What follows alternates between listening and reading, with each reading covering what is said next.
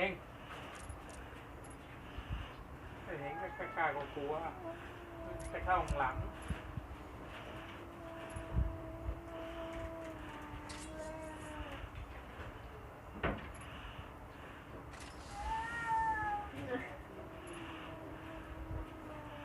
เกมนี้อ่านว่าอะไรเนี่ยแปลว่าปีกเหยียบแป๊บเดียวเลยพระที่แท้ดีอ่ะหลวงพ่อหอมมาตักมาพระคนเดิมเมื่อกี้ไม่แพง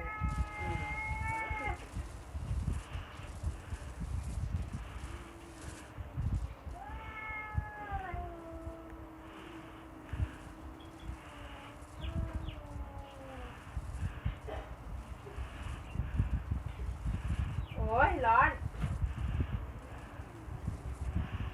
ถ้าเราเผลอหลบอยู่ได้เอาเปิดแว่นให้คุณเหมือนหม้ออบลมร้อน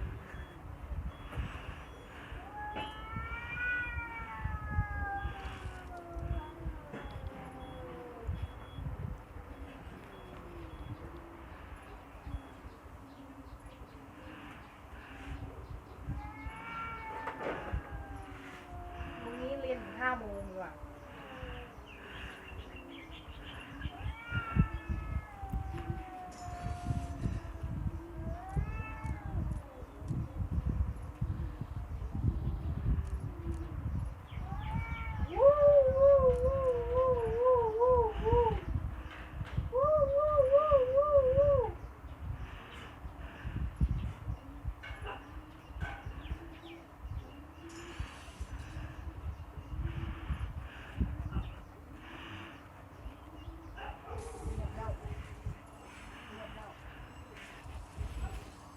ผมก็ไม่ได้สนใจอะไรเลย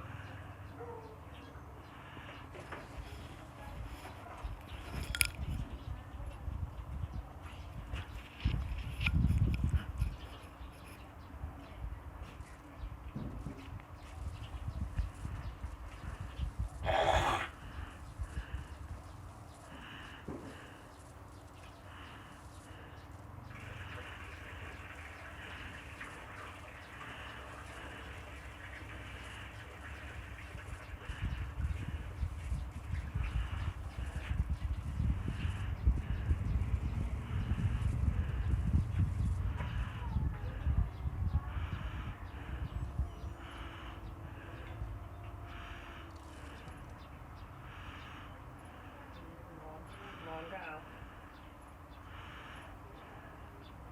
เอ๊ะกี้ไปไหนอ่ะ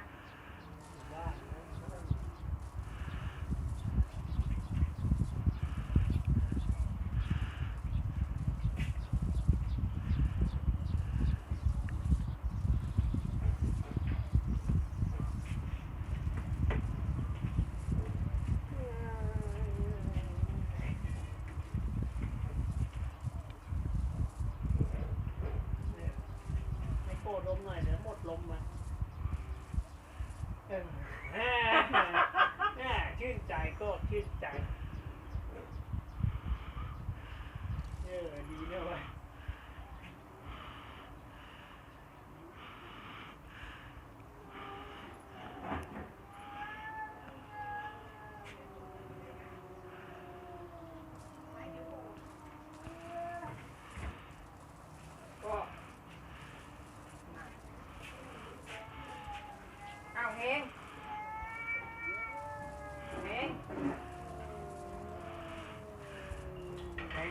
ไปไล่ไอ้2 คนนั่นเอง